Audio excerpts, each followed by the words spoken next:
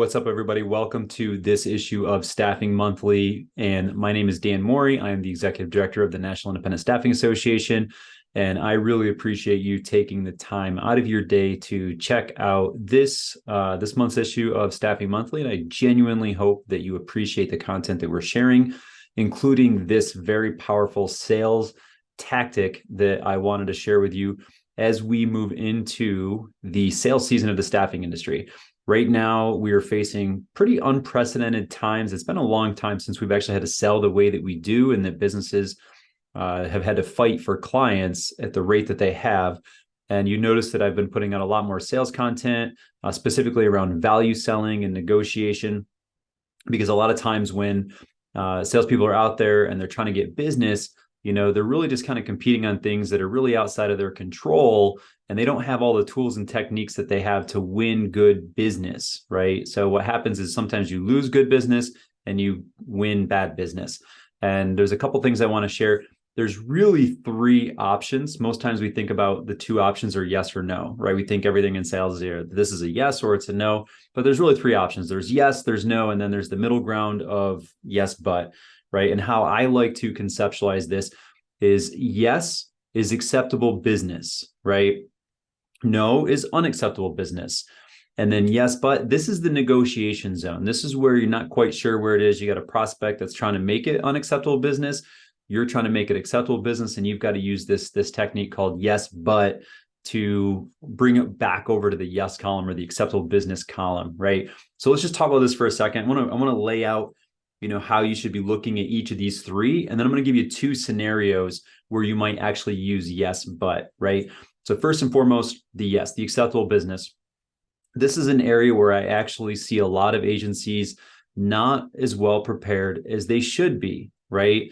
And this is something that I really encourage you, if you're a leader of an agency and you are trying to improve your salespeople's performance, I would say the most important thing that you can do is just have a clear and clearly communicated definition of what good and acceptable business is, right? I know from my experience when I was leading sales teams, I would actually have very simple calculators that would it would give the salesperson the autonomy to negotiate rates within the acceptable zone. Anything that they could say yes to was kind of within that zone, right? They could just go out there and they knew exactly what good business was, and they knew how to go get it. They knew exactly what to say yes to. They knew when to say yes to business. Sometimes prospects will offer something up and you just want to say yes to it and keep the process moving towards getting them as a client. So that is the first step I would encourage you to do. Action item, write that down, is just define what good means for you. Have your parameters or criteria of what good business is and really what your salespeople should be saying yes to, and then train them on that, right? And that'll cover the yes bucket, right? The counter to that is the no bucket. If it doesn't really clearly fit within that yes bucket, it's most likely a no, right? So you need to also clearly define what is bad or unacceptable business. Is it something where conversion rates are too short, markups are too low, the environment you're putting contractors or temporary employees into is unsafe, bill rates are too low, pay rates are too low. Maybe it's direct hire perm business and they won't pay you, fair and reasonable fees, whatever it might be. You need to define what bad and unacceptable is for your business, right? And then teach your salespeople that so they know how to identify it and know when to say no. And this is a really, really important one. I've seen a lot of staffing agencies and staffing professionals and salespeople really struggle and not find success because they don't fully adopt the fact that no is a full and complete sentence and it should be used in appropriate situations, right? There are times when prospects do not value your service, and it's okay to tell them no. Bringing in bad business is not good business, right? Think about that.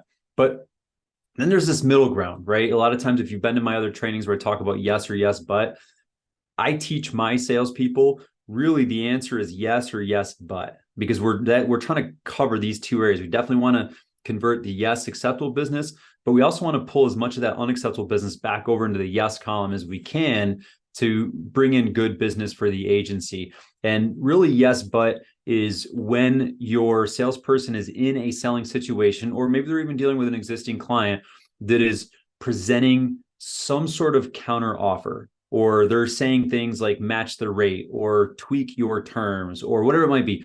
They're doing something and you need a technique that's going to help you set the tone of negotiation, right?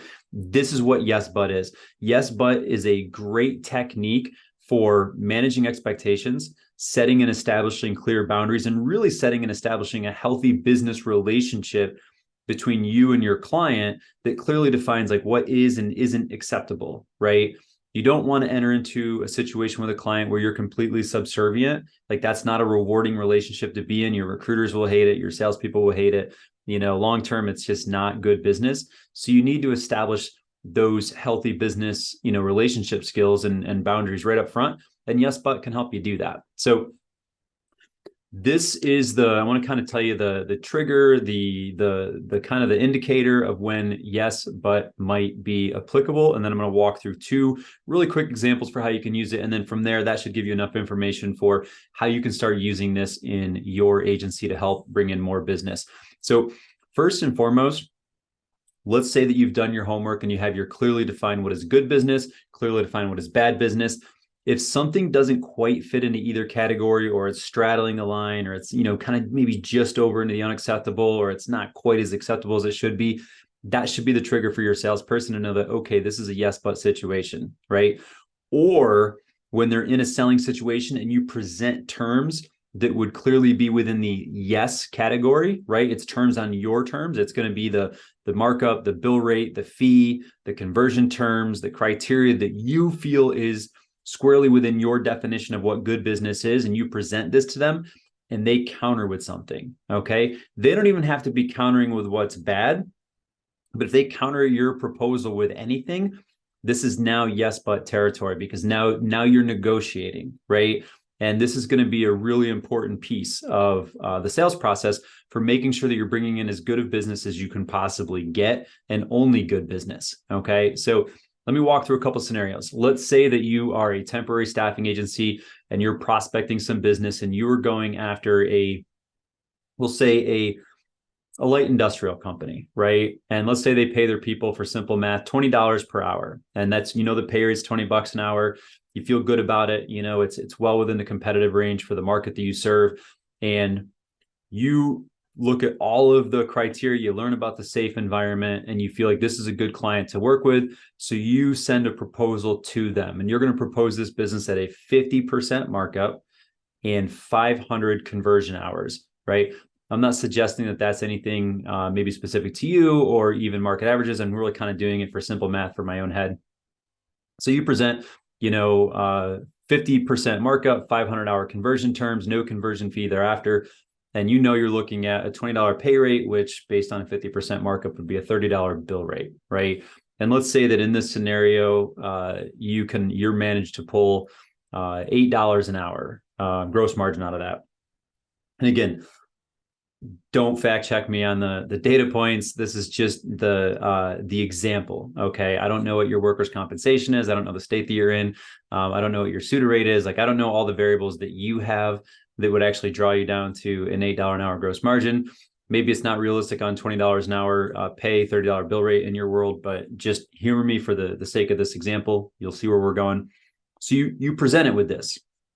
So that if you're going to make $8 an hour gross margin and you have a $500 conversion, if they get to conversion, if they convert them after the 500 hours, you've made about $4,000 of gross margin, right? So that's kind of what your value per placement is if it goes to term and gets converted. Obviously, some don't go to term, some go beyond. So, but kind of the target is about $4,000.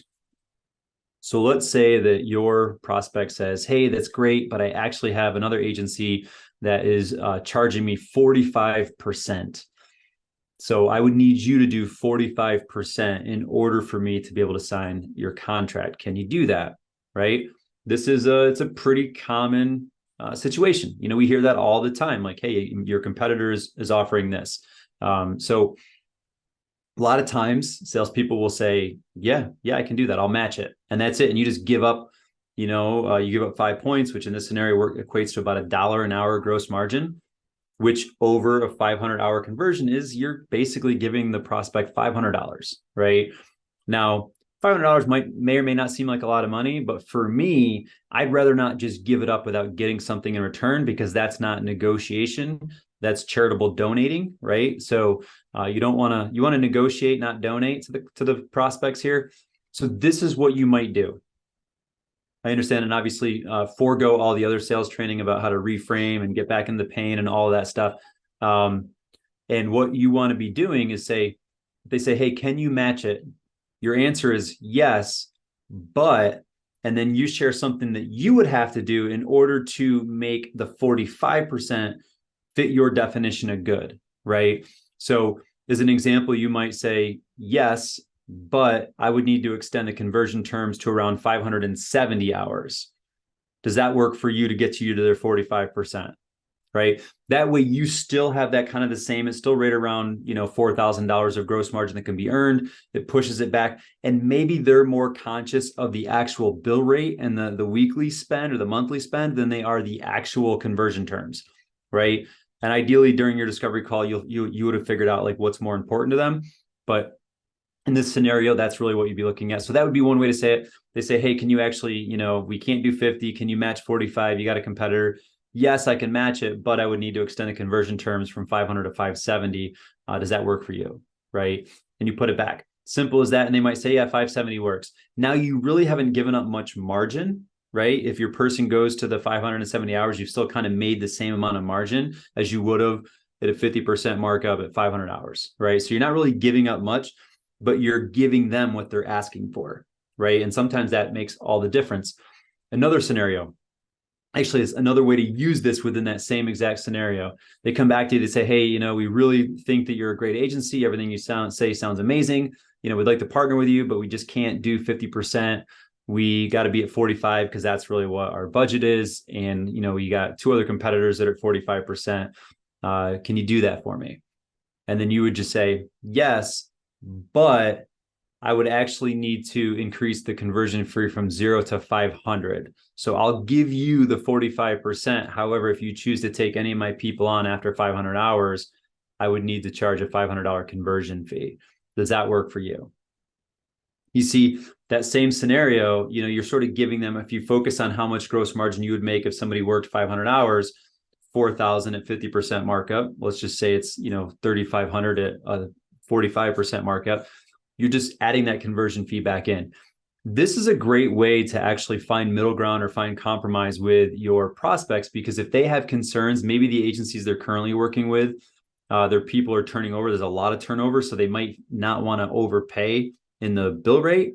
However, they might be happy to pay a conversion fee because they know at that point they've got a good person, and it's well within their control as to when they want to hire that person on and pay that $500. Like they'll know when it's worth it to them. So great technique. And if you already charge conversion fees, if you're already charging 500 or 1,000, just add 500 to it, right? Or if there's an early conversion mechanism and they want to convert early, whatever it is, there's an extra $500 on there, right? Does that make sense? Because a lot of times conversion fees are either a tier down based on salary, or sometimes it's just the spread times hours remaining.